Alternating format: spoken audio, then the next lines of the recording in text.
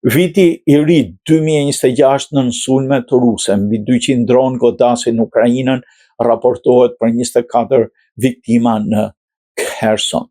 Gjatë natës së vitit të ri, lufta mes Rusisë dhe Ukrainës u përshkallëzua dhe më shumë. Rusia kreu një numër të madh sulmesh me dronë, duke synuar kryesisht infrastrukturën energjetike të Ukrainës në disa rajone me qëllim dobësimin e furnizimit me energji dhe presion ndaj civilëve.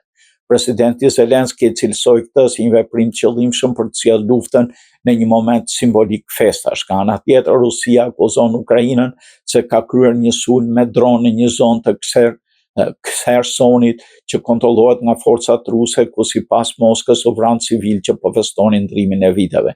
Këto akuza janë pjesë e luftës informacionit mes dy palëve dhe nuk mund të verifikohen në mënyrë të pavarur. Në të njëjtën kohë, Ukraina po përpiqet të forcojë mbrojtjen e saj ajrore. Vendosja e dy sistemeve shtesë Patriot nga Gjermania synon të mbrojë qytetet dhe infrastrukturën kritike nga sulmet ajrore, veçanërisht nga dronët dhe raketat ruse.